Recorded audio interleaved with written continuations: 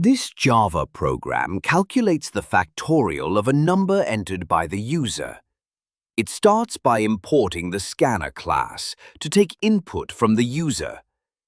Inside the main method, it creates a scanner object. The user is prompted to enter an integer. This number is stored in the variable num. A long type variable factorial is initialized to 1. Using a for loop from 1 to num, the program multiplies factorial by each value of I. After the loop ends, the result, factorial of the number, is printed.